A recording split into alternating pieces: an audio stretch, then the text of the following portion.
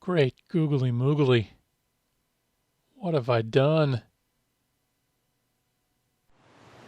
Hi, I'm Armin from Flawless Plan Garage, and you might be one of the dozens of people who remembers me from my last video. But today we're not talking about old air-cooled Chevrolets.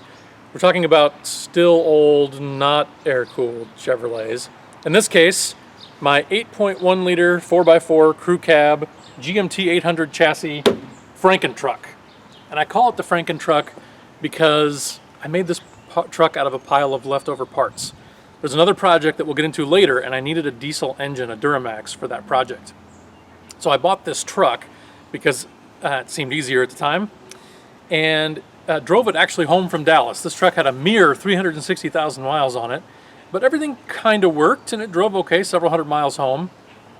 I yanked the engine out of it and a bunch of other stuff for this other project that we'll be working on the channel. And I also had a 8.1 liter gasoline-powered two-wheel drive truck, and I pulled the Allison transmission out of it, also for this other project, because I needed a two-wheel drive Allison.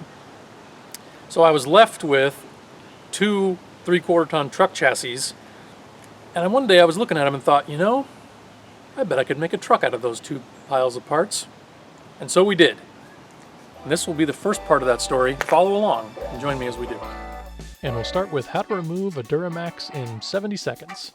You can see I've got some good professional help with me on this phase of the job. Honestly, getting that aftermarket bumper off might have been the toughest part of this early phase.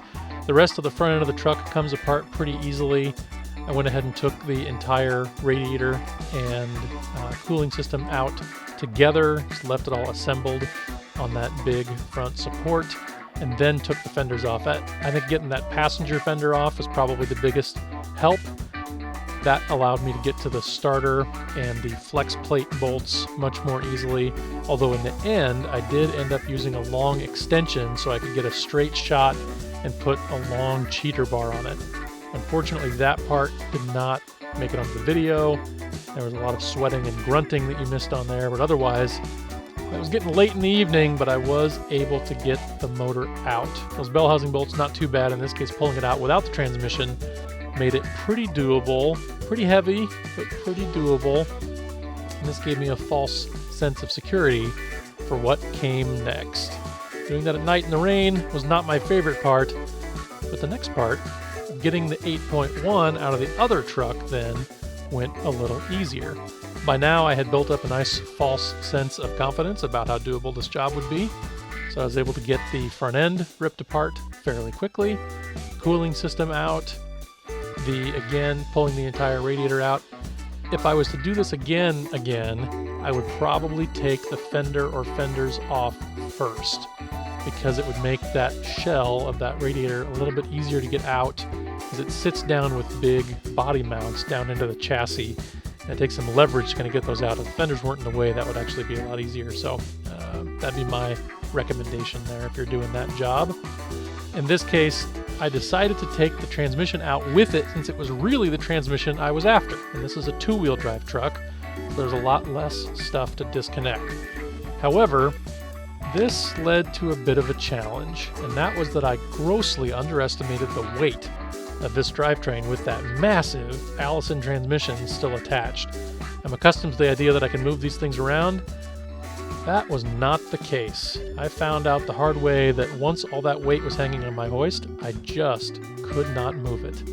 I really needed a new plan. All right, I can't move the engine on the hoist. It's too heavy. Flawless plan. Roll the truck out from underneath it. This can't possibly go wrong.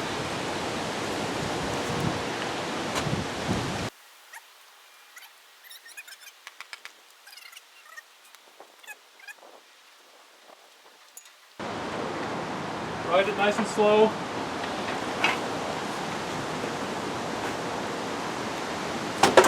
Stop. I think we're looking good. I just need to raise it a little bit more.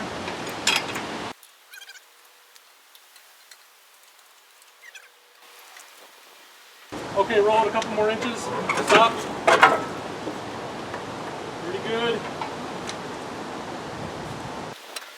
Couple more inches. Stop. Nice. A few more inches. Stop. 2 more inches. Stop. 2 more. Good. Stop right there.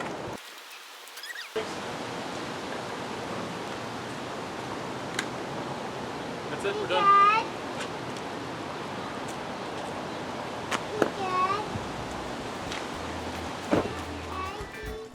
Now, once that was out, it was time to start cleaning things up, moving some things out of the way and setting them aside for the next project, like this 2-wheel drive Allison. But of course, I wasn't just going to carry that thing in, not when I have a Bobcat handy to scoop it up and drive it into the garage. Now, I know what you're thinking. Why didn't you just lift stuff out with the Bobcat? Well, it's got a 500-pound weight limit for lifting, guys. It's an old M371. But don't worry, I have plenty of other terrible ideas. And here's one of those terrible ideas now. So when it came time to put the 8.1 back into the truck, into the formerly diesel Duramax truck, and don't worry, yes, while it was out, I took the time to do a rear main seal, a few other maintenance items that you've seen before. I could just about move it on that hoist, sort of. So yeah, I used the Bobcat to, help out a little. Like a glove.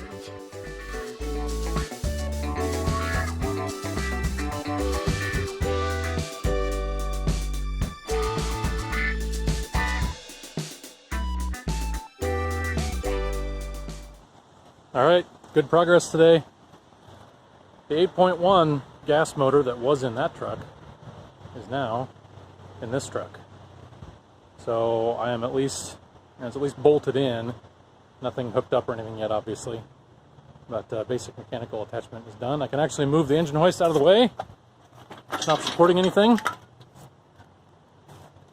And hopefully I'll be able to resolve whatever electrical issues arise to create an 8.1 liter crew cab 4x4 out of the leftover bits of these 2 trucks and the things that I'm not using for the wagon.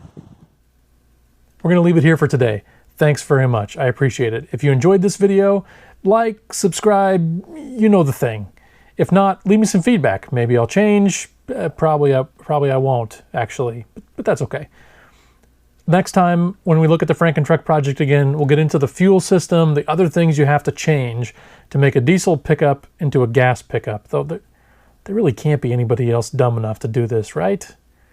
I hope not. But thanks. We'll see you next time.